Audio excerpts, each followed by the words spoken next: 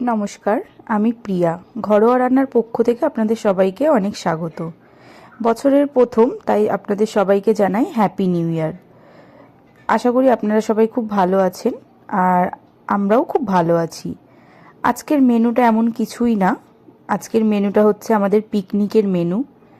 Picnic করেছিলাম গতকাল সন্ধেবেলা, তো সেটারই চিকেন হয়েছিল পিকনিকের মেনুতে, এবং সেই চিকেনের রেসিপিটাই আপনাদের সাথে এখানে আমি শেয়ার করছি। আমাদের চিকেন ছিল প্রায় 3.5 কেজি।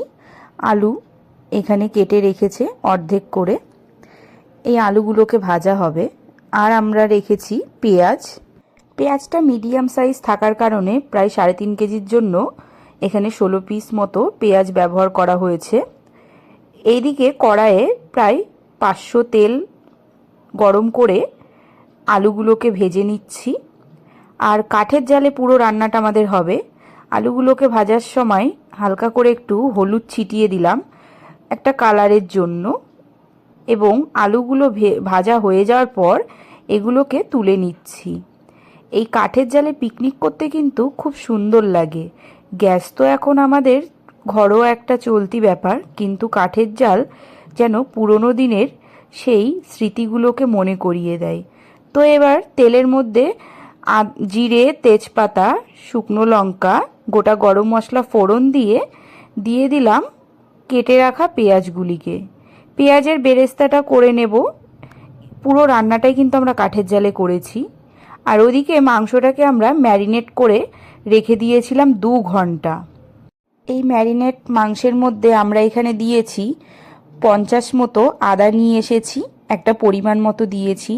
এর মধ্যে দেয়া আছে বড় সাইজের 4টে রসুন বাটা, এবং দেয়া আছে 6 চামচ জিরের গুঁড়ো, 5 চামচ ধনের গুঁড়ো, এবং স্বাদ মতো লবণ।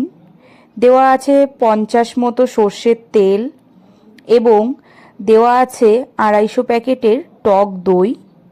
তার সাথে দিয়ে দিয়েছিলাম চিকেন কারি মশলা। দোকানে আপনারা পেয়ে যাবেন, 5 টাকা পাতা নেয়, তো সেই 5 টাকা পাতার একটা চিকেন কারি মশলা। সব কিছু দিয়ে 2 ঘন্টা এটাকে আমরা ম্যারিনেট করে রেখে দিয়েছিলাম। এবং পেঁয়াজের বেরেস্তাটা হয়ে যাওয়ার পর আমরা মাংসটাকে কষানোর জন্য দিয়ে ভালো করে নেড়ে চেড়ে নিয়েছি। এদিকে কাঠের জাল যেহেতু, সেই কারণে আমাদের আর এটাকে ঢেকে দেওয়ার প্রয়োজন হয়নি, আর ম্যারিনেট করে রাখার জন্য মাংসটা এমনিই সিদ্ধ হয়ে গেছে।